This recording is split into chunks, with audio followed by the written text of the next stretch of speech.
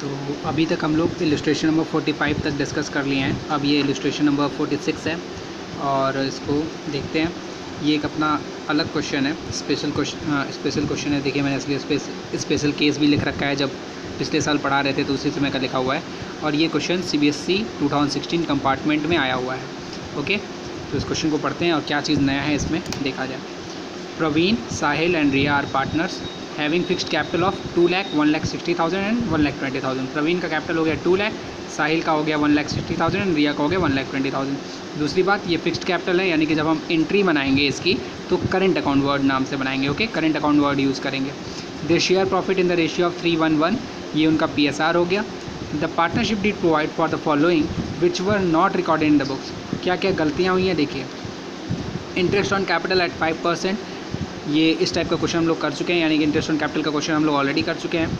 Salary Praveen 1,500 per month and Riya 1,000 per month. Okay, तो multiply by 12 कर लेंगे, सैलरी निकल जाएगी, ये भी कोई दिक्कत नहीं है। जो मेन पॉइंट है वो है third, transfer of profit to general reserve, यानी कि जनरल रिजर्व में ट्रांसफ़र करना है 10,000। ओके, 10,000 रुपीज़ को जनरल रिजर्व में ट्रांसफ़र करना है। तो ये अपने टाइप का, यानी कि जनरल रिजर्व में ट्रांसफ़र करने वाला पहला क्वेश्चन है, जिसमें कि हमसे मतलब जो कि जिसमें जनरल रिजर्व छूट गया है ट्रांसफ़र करने से।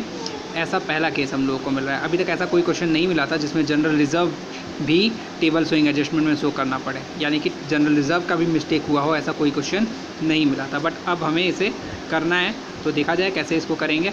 ठीक है, आगे क्या कह रहा है। Net profit for the year ended 31 March 2015 distributed among the partners were 1 lakh, यानी कि ये 1 लाख का जो प्रॉफिट है वो ऑलरेडी डिस्ट्रीब्यूट हो चुका है, कोई दिक्कत नहीं है। हम तो बस इन्हीं सारे अमाउंट्स को लेके चलेंगे, इसको और इस जनरल रिजर्व को।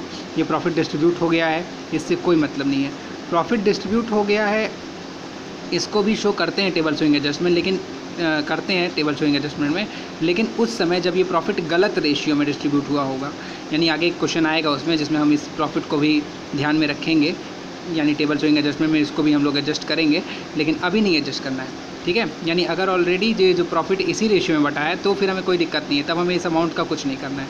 तो फिर हम बस अपनी गलतियाँ ढूंढेंगे और गलतियों को सुधारेंगे। जैसे कि इसमें 3 गलतियाँ हुई हैं, इंटरेस्ट ऑन कैपिटल छूटा है, सैलरी छूटा है और जनरल रिजर्व छूटा है। तो इंटरेस्ट ऑन कैपिटल और सैलरी का तो आप ऑलरेडी कर चुके हो, जनरल रिजर्व नया केस है, उसको कैसे करते हैं देखा जाए। स्पेशल क्वेश्चन है, CBSE कंपार्टमेंट में आया हुआ है, ध्यान से देखिएगा। ठीक है, तो सबसे पहले इसका वर्किंग नोट मैं आप लोगों को दिखाता हूँ। कुछ है नहीं वर्किंग नोट में, सिर्फ और सिर्फ इंटरेस्ट ऑन कैपिटल है। ओके, 5% ऑलरेडी आप लोगों को समझ में आ ही गया होगा देख के कि क्या करना है। ठीक है, प्रवीण का हो गया 2 लाख का 5% 10,000, साहिल का हो गया 1,60,000 का 5% 8,000 एंड रिया का हो गया 1,20,000 का 5% 6,000। Is that clear? ये हो गया इंटरेस्ट ऑन कैपिटल। बाकी सैलरी तो आप मल्टीप्लाई बाई 12 करके डायरेक्ट निकाल सकते हो, और जनरल रिजर्व का अमाउंट दिया ही हुआ है। बाकी यानी सैलरी का भी आपको वर्किंग नोट दिखाने की ज़रूरत नहीं है, और न ही जनरल रिजर्व का वर्किंग नोट दिखाने की ज़रूरत है। इंटरेस्ट ऑन कैपिटल का वर्किंग नोट दिखाना पड़ेगा। उसके बाद आ जाइए टेबल शोइंग एडजस्टमेंट पे। इसका टेबल शोइंग एडजस्टमेंट ही मेन है। ओके, चलिए, तो इंटरेस्ट ऑन कैपिटल, सैलरी, ठीक है, इंटरेस्ट ऑन कैपिटल और सैलरी का जैसे ट्रीटमेंट करते थे ठीक उसी तरह करेंगे। सबसे पहले इंटरेस्ट ऑन कैपिटल क्रेडिट है, ठीक है, क्रेडिट होगा, सैलरी क्रेडिट होगा। ये दोनों चीज़ें पार्टनर्स को मिलती हैं, इंटरेस्ट ऑन कैपिटल और सैलरी मिलती है, इसीलिए इसको क्रेडिट करेंगे। ठीक है, 10,000 हो गया, 18,000 हो गया। ओके, साहिल का हो गया आपका 8,000, अभी हम लोग ये कैलकुलेट किए हैं। Interest on capital 10,000, 8,000 and 6,000। Is that clear? और सैलरी हो गया 18,000, इनको साहिल को कोई सैलरी नहीं है, और रिया को है 12,000। ठीक है, तो ये हॉरिजॉन्टली टोटल करेंगे तो ये हो जाएगा 10, 8 और 6 हो गया आपका 24, और 18 और 12 हो गया 30। हाँ, और फिर इसका टोटल कर लिया जाए अगर, यानी कि प्रवीण को कितना मिलना चाहिए था 10 और 18 28,000 टोटल अमाउंट पेबल यानी कि क्रेडिट। ठीक है, प्रवीण को कितना मिलना चाहिए था 28,000, साहिल को मिलना चाहिए था 8,000, रिया को मिलना चाहिए था 18,000। यानी कि ये जो 54,000 अमाउंट है, ये 54,000 अमाउंट कैसे बंटना चाहिए था 28, 8 और 18। 28,000 प्रवीण को मिलना चाहिए था, 8,000 मिलना चाहिए था साहिल को, और 18,000 मिलना चाहिए था रिया को। तो गलती क्या हुई है भाई, ये जो 54,000 है इसको इस हिसाब से बांटना चाहिए था, लेकिन बट गया है कैसे, प्रॉफिट के फॉर्म में। अगर ये चीज़ें नहीं दी गई हैं, यानी इंटरेस्ट ऑन कैपिटल और सैलरी नहीं दिया गया है, यानी कि ये अमाउंट में क्या गलती हुई होगी, ये अमाउंट प्रॉफिट के रूप में बढ़ गया होगा, याद आ रहा होगा आप लोगों को, बहुत सारे इस तरह का क्वेश्चन लगाए हैं हम लोग अभी तक। तो ये प्रॉफिट के फॉर्म में बढ़ गया होगा, तो प्रॉफिट के फॉर्म में बढ़ गया होगा यानी कि 3:1:1 में बटा होगा जो इनका PSR है। Is that clear? 3:1:1 में बढ़ गया होगा। तो डिवीज़न ऑफ फर्म लॉस या division of firms loss ₹54,000 in 311, okay. या डिवीज़न ऑफ अमाउंट भी सीधे लिख सकते हो आप, डिवीज़न ऑफ ₹54,000 इन 311, ठीक है।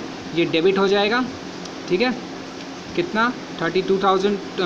जब इसको आप 54,000 को 311 में डिस्ट्रीब्यूट करोगे तो प्रवीण का आएगा 32,400, साहिल का आएगा 10,800 और रिया का आएगा 10,800, क्योंकि इन दोनों का 1:1 है तो दोनों का इक्वल है और इसका 3 है तो इसका ज़्यादा है, ठीक है। आप कैलकुलेट कर लेना, वर्किंग नोट में शो कर देना इसको, डिस्ट्रीब्यूशन ऑफ फर्म लॉस को, ठीक है। तो ये देखो अब यही 54,000 जो कि ऐसे बटना चाहिए था, यानी कि प्रवीण को मिलना चाहिए था 28,000, मिल गया है कितना? 32,400। साहिल को मिलना चाहिए था 8,000, मिला कितना है? 10,800। रिया को मिलना चाहिए था 18,000, मिला कितना है? 10,800। तो आप लोग को दिख रहा होगा कि प्रवीण को कितना मिलना चाहिए था? 28, मिला है 32,400, यानी कि कम मिलना चाहिए था, ज़्यादा मिल गया है। और साहिल को 8,000 मिलना चाहिए था, मिल गया है 10,800। इनको भी कम मिलना चाहिए था, ज़्यादा मिल गया है। रिया का भी वही है कि रिया का क्या है? रिया को मिलना चाहिए था 18,000 लेकिन मिला है 10,800। Is that clear? यानी ज़्यादा मिलना चाहिए था, कम मिला है। तो अब क्या करें? ये क्रेडिट है, ये डेबिट है, जहाँ भी 2 साइन आ गया आप उसको जो है एक साइन में कन्वर्ट कर लो, यानी कि माइनस कर लो। एक क्रेडिट है, एक डेबिट है, तो लाइन खींचिए और क्रेडिट डेबिट आप इसको जो है माइनस कर लो, जो ज़्यादा है उसका साइन लगा लोगे। जैसे ये टोटल हो गया क्रेडिट का और ये सारा डेबिट है, तो देखिए 28,000 एंड 32,000 कौन सा ज़्यादा है? इसमें डेबिट ज़्यादा है, तो डेबिट का साइन लग जाएगा, डिफरेंस आप लिख लोगे 4,400। इसी तरीके से ये 8,000 है, ये 10,800 है। यहाँ भी क्रेडिट डेबिट ज़्यादा है, आई थिंक, हाँ डेबिट ज़्यादा है, तो 2,800 डेबिट हो गया। यहाँ पे क्या ज़्यादा है? क्रेडिट ज़्यादा है ना, क्रेडिट ज़्यादा है, ओके। दिख रहा होगा क्लियर कि क्रेडिट ज़्यादा है, यहाँ पे क्रेडिट ज़्यादा है, तो क्रेडिट लिख दिया। अब जरा देखिए जो 7,200 ये जो इनको कम मिला है, रिया को 7,200, वही 7,200 इन दोनों लोगों में बढ़ गया है, प्रवीण और साहिल में। 4 to 6,000 और 800 और 400 हो गया 1,200, यानी कि 7,200 रुपीज़ जो कि रिया को मिलना चाहिए था, वही 7,200 ये प्रवीण और साहिल आपस में बांट लिए हैं। तो यहाँ तक अगर क्वेश्चन रहता तो हमारा क्वेश्चन यहीं पे ख़त्म हो जाता है, इसी से एंट्री बना लेते हैं हम लोग, Praveen debit, Sahil debit to Riya. लेकिन इस क्वेश्चन में है क्या चीज़? General reserve. उसका क्या करेंगे? तो उसको करने से पहले आ जाइए थोड़ा सा इसको समझ लेते हैं कि जनरल रिजर्व का जो ट्रीटमेंट हम कर रहे हैं वो क्यों कर रहे हैं, ओके। देखिए, तो जब आप PL एप्रोप्रिएशन बनाते हो तो उसमें प्रॉफिट यहाँ पे शो करते हो सबसे पहले, और इधर interest on capital, salary, commission ये सब दिखाते हो, और साथ में जनरल रिजर्व भी दिखाते हो, ठीक है। याद होगा रिजर्व अकाउंट करके आप लोग दिखाते थे, ठीक है। इस टाइप का क्वेश्चन आप लोग ऑलरेडी कर चुके हो जिसमें जनरल रिजर्व में ट्रांसफ़र करना होता था, PL एप्रोप्रिएशन और इंटरेस्ट ऑन कैपिटल ऐसे करके, ठीक है। ये कैपिटल अकाउंट है, अभी बताता हूँ। तो ये जब आप करते थे तो होता क्या था, यहाँ पे जो भी अमाउंट प्रॉफिट का है, जब हम यहाँ पे जनरल रिजर्व का अमाउंट लिखेंगे तो क्या होगा? ये प्रॉफिट कम हो जाएगा। Is that clear? प्रॉफिट कम हो जाएगा, उसके बाद यहाँ पे बैलेंस आएगा, ठीक है। यहाँ पे जो बैलेंस आएगा क्या होगा? To profit transfer to partners capital account लिखते थे। तो ये प्रॉफिट यहाँ पे जो भी आ रहा है, जो भी ये प्रॉफिट आएगा, वो प्रॉफिट इस जनरल रिजर्व के वजह से अमाउंट कुछ कम आएगा ना।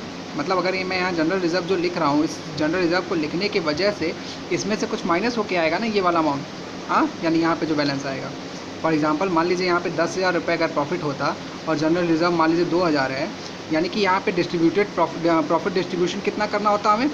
प्रॉफिट डिस्ट्रीब्यूशन करना होता कितना? 8,000 रुपये। Is that clear? यानी कि प्रॉफिट हमको कितना बांटना चाहिए था? 8,000, लेकिन जनरल रिजर्व नहीं लिखा गया, यानी कि 10,000 प्रॉफिट था तो 10,000 पूरा बढ़ गया, ठीक है। 10,000 रुपये पूरा बढ़ गया। तो अब ये प्रॉफिट जो कि यहाँ पे बटा है, आप लोग को मैंने बताया था कि क्रॉस ट्रांसफ़र होता है, यानी कि PL एप्रोप्रिएशन का जो चीज़ डेबिट में है उसको उठा के क्रेडिट कर दो, जो चीज़ क्रेडिट में है वो डेबिट कर दो कैपिटल अकाउंट में, याद होगा। तो ये प्रॉफिट आप यहाँ शो करते थे पार्टनर्स के कैपिटल अकाउंट में, ठीक है, ठीक है, बाय PL एप्रोप्रिएशन नाम से, याद होगा। यानी कि यही 10,000 रुपये जो प्रॉफिट था वो इन तीनों में बट गया होगा, हाँ। लेकिन इसमें से 2,000 रुपये यानी कि जो जनरल रिजर्व में जाना चाहिए था वो भी तो यहीं क्रेडिट हो गया होगा, समझ में आ रहा है। जो 2,000 रुपये जनरल रिजर्व में जाना चाहिए था वो 2,000 रुपये इस प्रॉफिट में इंक्लूड होकर के यहाँ पे क्रेडिट हो गया होगा। हाँ, अब हम इनसे ये प्रॉफिट यानी ये जनरल रिज़र्व का अमाउंट वापस लेंगे। क्या करेंगे? वापस लेंगे, यानी कि रिटर्न लेंगे। जब वापस लेंगे तो जो क्रेडिट कर दिया था प्रॉफिट को जो क्रेडिट कर दिया था 10,000 अमाउंट को, ये बस एग्जांपल है एक कि 10,000 अमाउंट जो ओवरऑल प्रॉफिट को मैंने यहाँ क्रेडिट कर दिया था, जिसमें से 2,000 रुपये जनरल रिज़र्व था। तो इस 2,000 रुपये को हम जब वापस लेंगे तो यहाँ पे क्योंकि क्रेडिट हो चुका था, तो जब वापस लेंगे तो क्या करना पड़ेगा? डेबिट करना पड़ेगा। ठीक है, समझ में आ रहा है? वापस लेंगे तो डेबिट करेंगे। ठीक है, तो इसीलिए क्या करेंगे हम लोग, देखिए अब आ जाइए एडजस्टमेंट पे अपना, कि देखो अभी तक तो यहाँ तक हम लोग डिस्कस कर चुके थे। ठीक है, डिफरेंस क्रेडिट एंड डेबिट और इसका भी, ठीक है, credit debit and credit debit का डिफरेंस यहाँ तक डिस्कस कर चुके थे। तो अब हमें क्या करना है? Adjustment for transfer to general reserve, यानी जनरल रिज़र्व में ट्रांसफ़र करने के लिए, जनरल रिज़र्व में ट्रांसफ़र करने के लिए जो एडजस्टमेंट करना है वो चीज़ हमें देखना है। ओके, तो 3:1:1 में ये जो 10,000 अमाउंट था जनरल रिज़र्व का, क्वेश्चन में था 10,000 अमाउंट जो था, उस 10,000 अमाउंट को ये लोग आपस में 3:1:1 में बांटे होंगे। मैंने जो एग्जांपल लिया था उसमें 2,000 रुपये जनरल रिज़र्व लिया था, तो उस अमाउंट पे मत जाइएगा। ठीक है, क्वेश्चन में अमाउंट है 10,000 और उसको ये लोग 3:1:1 में बांटे होंगे, क्योंकि जो प्रॉफिट है उसको भी, प्रॉफिट को भी 3:1:1 में बांटे होंगे। तो उसी प्रॉफिट में ये 10,000 इंक्लूड हो गया होगा ना, तो ये अमाउंट भी इन लोगों के बीच में 3:1:1 में बटा होगा। तो इनसे वापस जब लेंगे तो वही 3:1:1 में वापस ले लेंगे।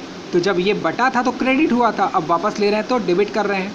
ठीक है, तो देखो 10,000 को 3:1:1 में इनसे वापस ले रहे हैं। तो प्रवीण से कितना वापस लिया? 6,000, साहिल से वापस लिया 2,000 एंड रिया से वापस लिया 2,000। Is that clear? ये 10,000 का ट्रीटमेंट समझ में आया जनरल रिज़र्व का, कि क्यों आखिर डेबिट कर रहे हैं जनरल रिज़र्व को। ठीक है, अब इसका आप टोटल कर लो, इसका टोटल कर लो। ठीक है, यहाँ पे 10,000, अगर ये यहाँ पे लिखा है क्रेडिट, आप लिखना चाहो तो लिखो, नहीं लिखना चाहो तो मत लिखो।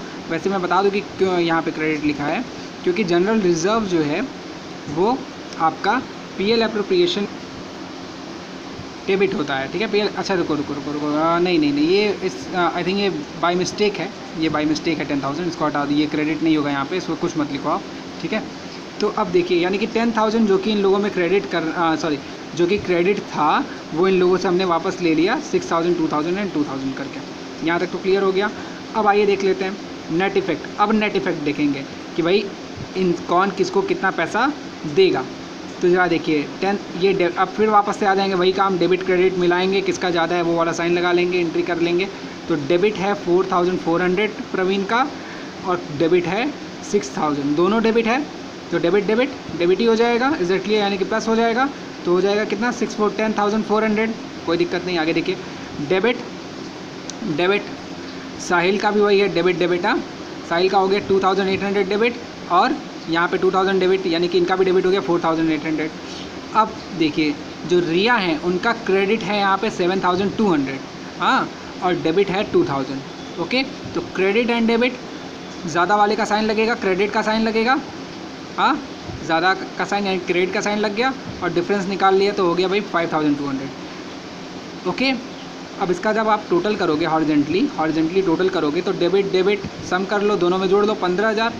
ठीक है, और ये क्रेडिट है तो ये हॉरिजेंटली टोटल करेंगे तो ये वाला अलग है, तो आप 15,000 में से ये इन दोनों का टोटल 15,000 है, इसमें से आप 5,000 माइनस कर दोगे तो 10,000। हॉरिजेंटली टोटल भी ऐसे दिखा सकते हैं। अब समझिए कि क्या किसको डेबिट करेंगे और किसको क्रेडिट करेंगे, जो अपना मेन काम है एंट्री। ठीक है, अब ज़रा देखिए कि अभी तक जो भी हमारा टेबल शोइंग एडजस्टमेंट आया था, जितना डेबिट होता था उतना ही क्रेडिट होता था, जितना डेबिट होता था उतना ही क्रेडिट होता था, है ना। तो यहाँ देखो डेबिट 15,000 और क्रेडिट 5,000, और ये तो अपना टोटल होता था, मान लीजिए यहाँ पे टोटल होता था, लेकिन यहाँ पे ये जो अमाउंट शो किया है ये टोटल नहीं है। ठीक है, ये जो है 10,000 ये टोटल नहीं है, ये क्या है मैं बता रहा हूँ। देखो, प्रवीण से पैसा लिया जाएगा, साहिल से पैसा लिया जाएगा, किसको दिया जाएगा? रिया को दिया जाएगा। साथ में हमें एक और काम तो करना था, हमें क्या करना था? जनरल रिज़र्व में ट्रांसफ़र करना था। कितना रुपया? 10,000। Is that clear? तो आप ज़रा देखो कि ये दोनों का टोटल हो गया कितना? 15,200। Is that clear? 15,200, जिसमें से 5,200 किसको दिया जाएगा? रिया को दिया जाएगा। बच गया कितना? 10,000 बचा। वही 10,000 जो कि जनरल रिज़र्व में ट्रांसफ़र करना था, वो पैसा भी प्रवीण और साहिल ने ही आपस में बांट लिया है। दिख रहा है? क्योंकि रिया को तो जनरल रिजर्व के पैसे में से कुछ मिला ही नहीं है, आपको मैंने दिखा दिया। क्योंकि रिया को तो ऑलरेडी हमें क्रेडिट करना है, यानी कि इसको तो पैसा देना है, यानी कि इनको तो ऑलरेडी कम मिला हुआ है, पैसा कम मिला है, मिलना चाहिए था 7,200, मिला है 2,000, ठीक है, सॉरी, हाँ, मतलब क्रेडिट डेबिट इसमें इनको तो ऑलरेडी हम लोग क्रेडिट करेंगे, यानी कि इनको तो और पैसा देंगे, हाँ, लेकिन इन लोगों से पैसा लेंगे, तो इन लोगों से कितना पैसा लेंगे, डेबिट इन लोगों का है, तो डेबिट जब करेंगे 15,200, तो कितना पैसा लेंगे 15,200, जिसमें से 5,200 रिया को देंगे और बाकी का 10,000 रुपये वो होगा जनरल रिजर्व का अमाउंट। वही यहाँ पे ये जनरल रिजर्व लिखा हुआ है, ये टोटल हॉरिजॉन्टली टोटल नहीं है, ये जनरल रिजर्व है। हालांकि इसको हॉरिजॉन्टली टोटल किया जाए तब भी 10,000 आएगा, लेकिन ये जो क्रेडिट 10,000 लिखा है वो जनरल रिजर्व का लिखा है। तो एंट्री समझ में आई क्या है कि Praveen debit, Praveen's current account debit, Sahil current account debit, to Riyaz current account and to general reserve. Praveen current account debit 10,400, Sahil current account debit 4,800, दोनों का टोटल कितना है 15,200, बट रिया को देना कितना है 5,200, अभी भी तो 10,000 बचा, वो 10,000 कहाँ जाएगा, वो है जनरल रिजर्व का अमाउंट। ओके, तो to Riyaz current account 5,200 and to general reserve account 10,000, ठीक है। इतना लंबा चौड़ा ये लिखने से अच्छा है आप सीधे लिख दो बीइंग एडजस्टमेंट एंट्री पास्ट, ठीक है। ओके, क्वेश्चन समझ में आया। मेन जो पॉइंट था वो क्या था, वापस से एक बार जल्दी से बता दूं। मेन जो पॉइंट था अपना वो था केवल एडजस्टमेंट ऑफ जनरल रिजर्व का। तो जनरल रिजर्व जो कि ऑलरेडी प्रॉफिट के तौर पे इन लोगों में क्रेडिट हो गया था, उसको हमने क्या किया, डेबिट किया, और एंट्री करते समय जब हम एंट्री कर रहे हैं उसकी जनरल एंट्री, तो उसे हम लोगों ने जनरल एंट्री में क्रेडिट किया है, ठीक है, याद रहेगा। क्वेश्चन अच्छा था। अब अगला क्वेश्चन देखेंगे।